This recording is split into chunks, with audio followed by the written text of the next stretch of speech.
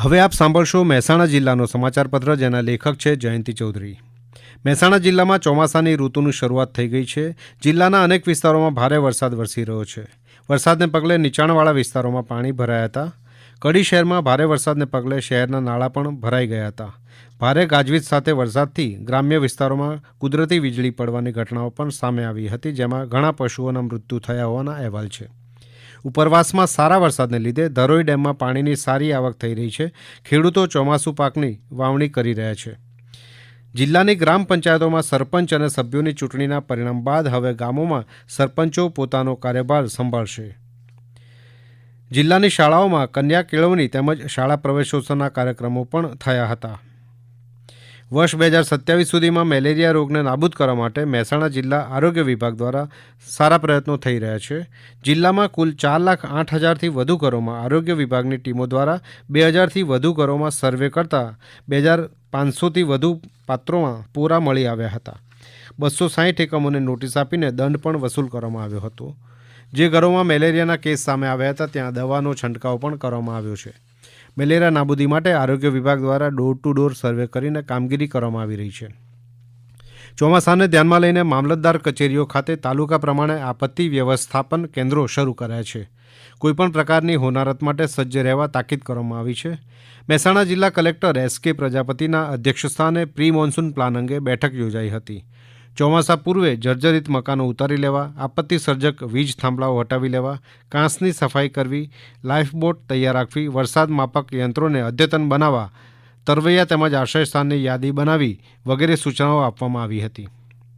કડી સર્વ વિદ્યાલયના એનએસએસ સ્વયંસેવકોએ કર્ણાટકના મેંગલોર ખાતે આયોજિત પ્રતિષ્ઠિત ગ્લોબલ યુથ સમિટ 2025માં ગુજરાતનું પ્રતિનિધિત્વ કર્યું હતું, જેમાં દેશના 20 રાજ્યોના અને 15 દેશોના આંતરરાષ્ટ્રીય યુવા પ્રતિનિધિઓએ ભાગ લીધો હતો. ગુજરાત તરફથી પ્રતિનિધિત્વ કરનાર સ્વયંસેવકોમાં સૃષ્ટિ ગરાલા, પલક પટેલ, શુકન પટેલનો સમાવેશ થાય છે. સમિટમાં 8 મુખ્ય વક્તાઓ અને 650થી વધુ રાષ્ટ્રીય યુવા પ્રતિનિધિઓએ ભાગ લીધો હતો. મહેસાણા જિલ્લાના વિજાપુરના ઉદ્યોગપતિ જયંતિ પટેલને અમદાવાદમાં રાજ્યપાલ આચાર્ય દેવવ્રતના હસ્તે પ્રાકૃતિક ખેતી અંગે એવોર્ડ એનાયત કરાયો હતો. શ્રી પટેલ હળદર, કાકડી, દૂધી, બટાકા સહિતની શાકભાજીની પ્રાકૃતિક ખેતી કરી રહ્યા છે. મહેસાણા જિલ્લાના પાલોદર ગામ ખાતે અમદાવાદની એક સંસ્થા દ્વારા ગંદા પાણીને શુદ્ધ કરતો ગુજરાતનો પ્રથમ પ્લાન્ટ શરૂ કરવામાં આવ્યો.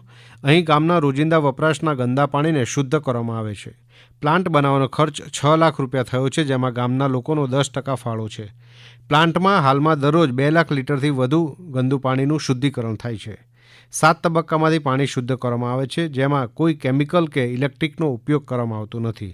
આ શુદ્ધ પાણી ખેતરમાં પાક માટે પૂરું પાડવામાં આવે છે.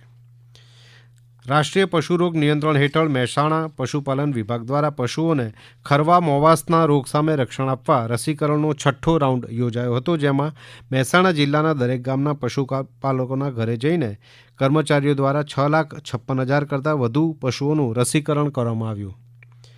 મહેસાણા જિલ્લા નાયબ પશુપાલન નિયામક ડૉક્ટર બીડી અમીને જણાવ્યું કે ખરવા મોવાસા પશુઓમાં જોવા મળતો અત્યંત ચેપી રોગ છે. તે દૂધ ઉત્પાદનમાં ઘટાડો લાવી શકે છે અને ગંભીર રોગથી પશુનું મૃત્યુ પણ થઈ શકે છે. મહેસાણા તાલુકામાં સૌથી વધુ 96,000 પશુઓનું રસીકરણ કરવામાં આવ્યું. જોટાણા તાલુકામાં 29,000 કરતાં વધુ પશુઓને રસી આપવામાં આવી છે. રોટરી ક્લબ ઓફ મહેસાણા દ્વારા 22મી જૂને ચુનીકાકા હોલ ખાતે કેન્સરના દર્દીઓના લાભાર્થે વાળ દાન કેમ્પનું આયોજન કરવામાં આવ્યું. આ કેમ્પ સતત 5 વર્ષથી યોજાઈ રહ્યો છે. વાળનું દાન કરનારને ₹1,000ની ભેટ આપવામાં આવે છે. જે વાળ દાનમાં આપવામાં આવે છે તેમાંથી કેન્સરના દર્દીઓ માટે ખાસ વીક તૈયાર કરવામાં આવે છે અને દર્દીઓને મફતમાં આપવામાં આવે છે. અત્યાર સુધીમાં 1,000 કરતાં વધુ મહિલાઓએ કેન્સરના દર્દીઓ માટે વાળનું દાન કર્યું છે. હમણાં જ આપ સાંભળી રહ્યા હતા મહેસાણા જિલ્લાનો સમાચારપત્ર, જેના લેખક હતા જયંતિ ચૌધરી. પ્રસારણ આકાશવાણીના અમદાવાદ વડોદરા કેન્દ્ર પરથી કરવામાં આવ્યું.